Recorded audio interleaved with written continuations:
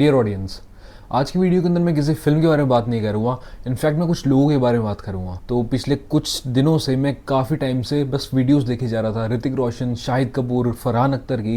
And देखते हुए मैं हमेशा से रियलाइज़ कर रहा हूँ कि कितनी बार ऐसा हुआ है कि हमारी वजह से इन एक्टर्स को इनका ड्यू नहीं मिला। अगर आप देखेंगे तो वो ऐसे एक्टर्स हैं जिनका हमारी चाइल्डहुड के ऊपर बहुत ही बड़ा इन्फ्लुएंस रहा है, बट स्टिल हम एज एन ऑडियंस फेल कर गए उनको उनका ड्यू दिलाने के अंदर। अगर आप अपने बचपन की कोई भी कल्ट फिल्म देखें, जब आप बचपन में थे तो वो कौन कौन सी थी? मेरे लिए शाहिद कपूर की वाह लाइफ हो तो ऐसी, कोई मिल गया, दिल चाहता है, ये सारी फिल्म्स होती थी। ये ऐसे एक्टर्स थे एंड इन्होंने ऐसी फिल्म्स करी थी जो हमारे चाइल्डहुड का एक मेजर पार्ट बन चुकी थी। जब मैं स्कूल में था, फर्स्ट क्लास में, सेकंड क्लास में, अपने फ्रेंड्स के साथ डिस्कस करता था कि अब घर जाएंगे, घर जाके पोगो के ऊपर वाह लाइफ हो तो ऐसी फिल्म आ रही होगी, वो उस फिल्म को देखने कितनी बढ़िया फिल्म है वो। एंड उसी तरीके से एक बॉन्ड बना था शाहिद कपूर के साथ एंड उसके बाद कोई मिल गया की वजह से ऋतिक रोशन के साथ एंड उसके बाद फरहान अख्तर के साथ भी। बट ओवर द ईयर्स हमको पावर डायनामिक समझ में आए एंड पता चला कि एक ए लिस्ट एक्टर्स होते हैं, सुपर स्टार्स होते हैं, एंड उसके बाद ऐसे एक्टर्स आते हैं जो सुपर स्टार्स सुनिए बट हमारे लिए स्टार्स हैं। एंड उन्हीं एक्टर्स की थी वो फिल्म जिनके साथ हम बचपन में सबसे ज्यादा कनेक्टेड थे। एंड फिर रियलाइज होता है कि कितनी बड़ी गलती थी कि हमारी वजह से इन एक्टर्स को उनका ड्यू नहीं मिला। हम कितना ही सेलिब्रेट कर ले शाहरुख खान को, सलमान खान को, आमिर खान को,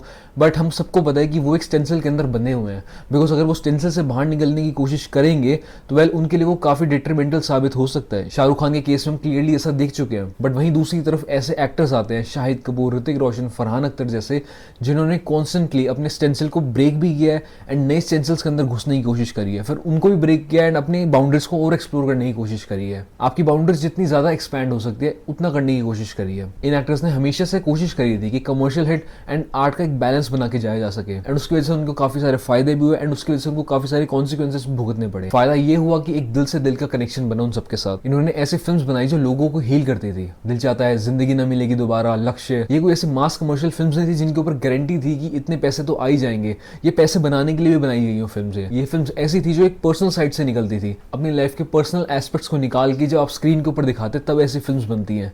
जैसे दिल चाहता है, जैसे जिंदगी न मिलेगी दोबारा, जैसे तमाशा, जैसे रॉकस्टार। आज के टाइम पे जहाँ पे हम कंप्लेंट कर रहे हैं कि हर चीज़ सिमिलर हो चुकी है, जितने भी मास कमर्शियल फिल्म्स आ रही हैं सब सिमिलर है, किसी के अंदर भी कोई नई चीज़ नहीं है एंड किसी के साथ भी आप एक कनेक्शन नहीं बना पाते। एंड अगर कोई कनेक्शन बनता भी है तो बहुत ही आर्टिफिशियल सा कनेक्शन बनता है।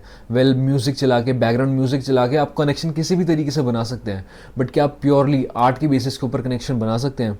इन एक्टर्स ने ये चीज़ प्रूव करके दिखाई हमें। इस लिस्ट के अंदर मैं रणबीर कपूर का नाम भी जोड़ता, बट थैंकफुली पिछले कुछ सालों के अंदर जिस तरीके से रणबीर कपूर की ट्रेजेक्टरी चेंज हुई है, it's just amazing to look at and ऐसा लगता है कि होपफुल टाइम्स आएंगे। एंड सी रणबीर कपूर ने रिस्क लिए रॉकस्टार जैसी फिल्म्स करने के लिए, तमाशा जैसी फिल्म्स करने के लिए, जग्गा जासूस जैसी फिल्म करने के लिए।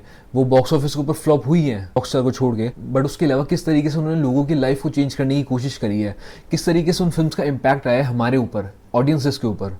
It's just amazing to look at. मेरा आज तक का बेस्ट मूवी वॉचिंग एक्सपीरियंस अगर कोई था तो रॉकस्टार को देखने का था। मुझे आज भी याद है 13 नवंबर 2011 को मैं रॉकस्टार फिल्म देखने गया था दिल्ली, बाइक पे पीछे बैठ के 1-1.5 घंटा ट्रैवल करके। एंड ये वो इम्पैक्ट इन फिल्म्स का कि अगर फिल्म अच्छी थी एंड हम पे एक इम्पैक्ट छोड़ के जा रही है तो सिर्फ वो फिल्म का इम्पैक्ट नहीं रहता, उस पूरे दिन में आपने क्या किया था वो पूरा दिन आपके लिए मेमोरेबल बन जाता है एंड एक लाइफ लॉन्ग मेमोरी बन जाती है आप लोगों के लिए। बट अब जहाँ हर चीज़ एनालिटिक्स के अकॉर्डिंग चलने लगी है, आप कितना पैसा पुल कर रहे हैं उसके अकॉर्डिंग आपको काम मिलेगा, आपका स्टारडम आपके पैसों के ऊपर डिटरमाइन किया जाता है कि अगर आप इतने पैसे पुल कर रहे हैं तो आप डेफिनेटली इस लेवल के स्टार हैं। एंड इन सब की वजह से सफर अगर किसी ने किया है तो इन एक्टर्स ने किया जो अपना खुद का रास्ता बनाने जा रहे थे एंड उसी रास्ते के ऊपर अब एनालिटिक्स चलने लग गया है, मनी चलने लग गया, फाइनेंस चलने लग गया। हमारे टॉप टियर एक्टर्स थे, उनको कुछ फर्क नहीं पड़ेगा बिकॉज लोगों की एक्सपेक्टेशंस उनके साथ बहुत ही ज्यादा अलग है एंड उन्हें बस उन लोगों की एक्सपेक्टेशंस को ही केटर करना है। बट ये ऐसे एक्टर्स है जो ब्रिज करना चाहते थे एक रास्ता कमर्शियल हिट्स एंड आर्ट के बीच में। एंड इन सब की वजह से अगर किसी ने स्ट्रगल किया है तो इन एक्टर्स ने किया है। काबिल जैसी फिल्म, विक्रम वेदा जैसी फिल्म, फाइटर जैसी फिल्म फेल कर जाती है बॉक्स ऑफिस के ऊपर, जबकि तीनों ही फिल्म्स अमेजिंग थी। देवा जैसी फिल्म फ्लॉप कर जाती है, जर्सी जैसी फिल्म फ्लॉप कर जाती है एंड ये ऐसी फिल्म है जो आपके ऊपर एक इम्पैक्ट छोड़ के जाती है एंड स्टिल उनको इतना बुरा रिसेप्शन मिलता है। एंड इन सबकी फिल्म्स का रिसेप्शन देख के बुरा लगता है कि किस तरीके से वो लोग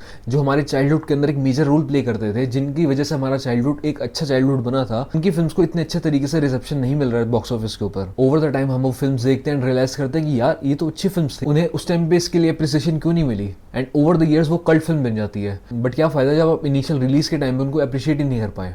ओवर द ईयर्स जाके आपने अप्रिसिएशन दी, बट क्या वो अप्रिसिएशन उनको पहले नहीं मिल सकती थी? इसका क्लियर एग्जांपल अगर कोई है तो लैला मजनू जैसे फिल्म का है, जो आते ही फ्लॉप हो चुकी थी, बट उसके बाद धीरे धीरे करके उसकी कल्ट फॉलोइंग बनी एंड अब उसको प्रॉपर रिसेप्शन मिला है जो वो पहले डिजर्व करती थी। बट क्या ऐसा नहीं हो सकता कि इन फिल्म्स को स्टार्टिंग के अंदर ही अच्छे तरीके से रिसेप्शन मिल जाए, या सिर्फ हमने ये डिसाइड कर लिया कि जो टॉप टीयर एक्टर्स होंगे जो एक स्टेंसिल के अंदर ही काम करें, जिसके अंदर हमको ज़्यादा एक्सपेक्ट करके नहीं जाना होगा, जो हमको लिमिटेड चीज़ें चाहिए वो मिल जाती हैं एंड एक ईजी एंटरटेनिंग फिल्म्स होती हैं, क्या हमें सिर्फ वही चाहिए? क्या हम ऐसे फिल्म्स को जो डिजर्व करती है हमारे अप्रिसिएशन, उनको अप्रिशिएट नहीं कर सकते जब वो रिलीज होती है? वेली सोचने वाली बात है एंड गौर करने वाली बात है कि अगर हम क्रिटिसाइज करें बॉलीवुड को कि वो अच्छी फिल्म्स नहीं बना रहे, तो हमें सपोर्ट भी करना चाहिए जब वो अच्छी फिल्म्स बनाते हैं। तो बिकॉज अगर आप अच्छी फिल्म्स को सपोर्ट नहीं करेंगे, अच्छे एक्टर्स को सपोर्ट नहीं करेंगे, तो फिर वही जो एक स्टेंसिल फॉलो होती है उसी को फॉलो किया जाएगा ताकि वो अपने पैसे तो रिकवर कर पाए। बट सी फिल्म्स तो अच्छी बनती हैं, बट उन्हें जब अच्छा रिसेप्शन नहीं मिलता तो प्रोड्यूसर्स के मन में भी एक डाउट जाता है कि क्यों हम पैसे लगाएं जब हमको रिकवरी नहीं हो पाएंगे,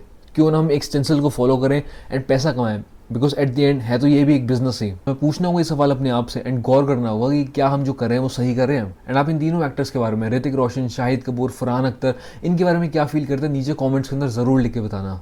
एंड आप इस पूरी सिचुएशन के बारे में क्या फील करते हैं वो डेफिनेटली बताना। आज की वीडियो के अंदर इतना ही, आपसे मिलता हूँ कल। सी यू एवरीवन।